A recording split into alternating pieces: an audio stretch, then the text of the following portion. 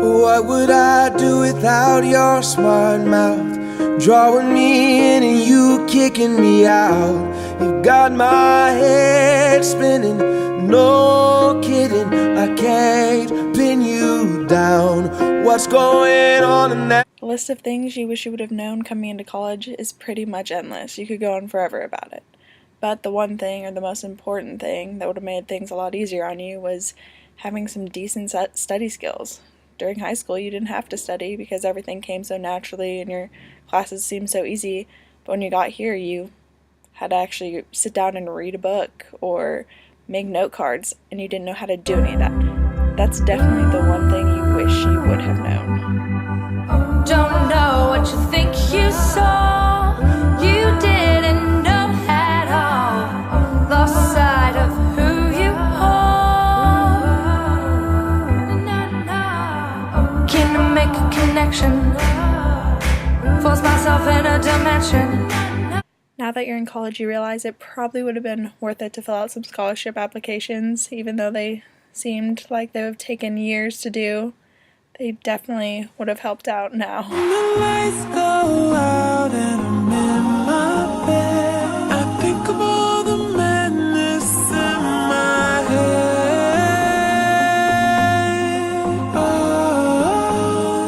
all of the things that I did back then.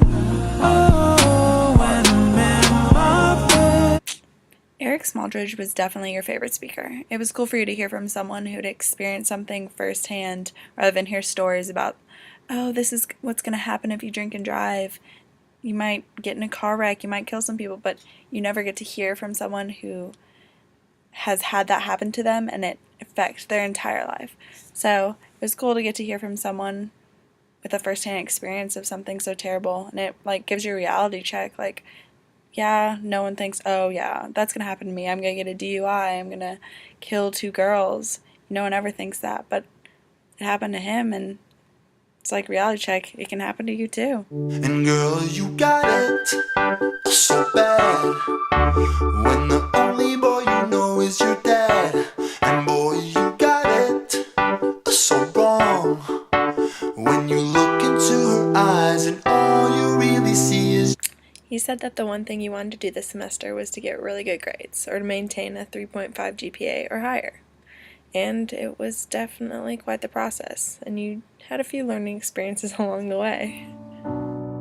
Say something, I'm giving up on you.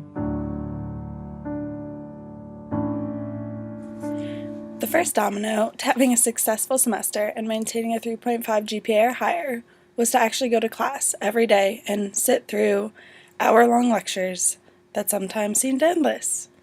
And 7:30 often came way too early and your mind was not ready for math, but you pushed through it and you got that domino down. I'll be the one if you The next want me domino to. was to do all of the homework, even though sometimes it wasn't required and you just had to do it to get the experience. It definitely helped out because when it came to the tests, you knew what you were doing and it all came very easy. The third domino to maintaining a 3.5 GPA or higher was to study for the exams. Sometimes it wasn't easy to sit down and read through a 300-page textbook because you kind of procrastinated just a little bit and waited till the very end. But overall, you got through it and you did pretty well on tests. Anywhere I would have followed you.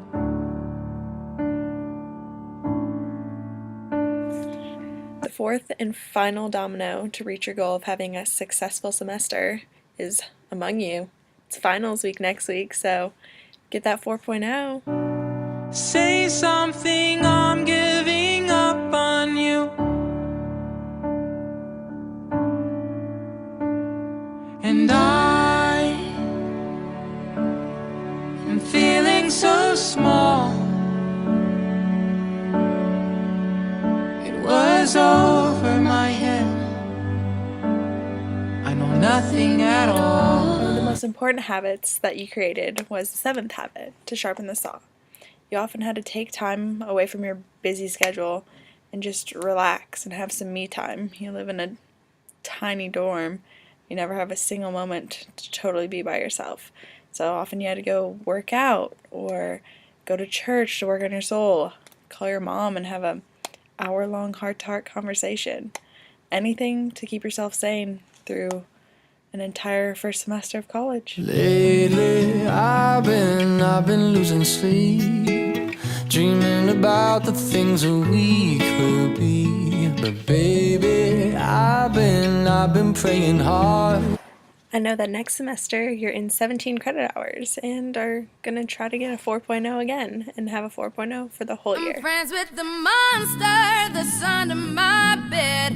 Get along with the voices inside of my head. You're trying to save me, stop holding your breath. And you think I'm crazy, yeah, you think I'm crazy. It's never too early to start figuring out what you want to do after you leave OSU. Whether you start job shadowing or attending career fairs, anything to help you figure out what you're going to do with education. How can you stop when it's everything you dreamed and it's so far left to run? How can you quit when it's all you've ever wanted and you don't know what's to come? But don't you see, this is what you heard.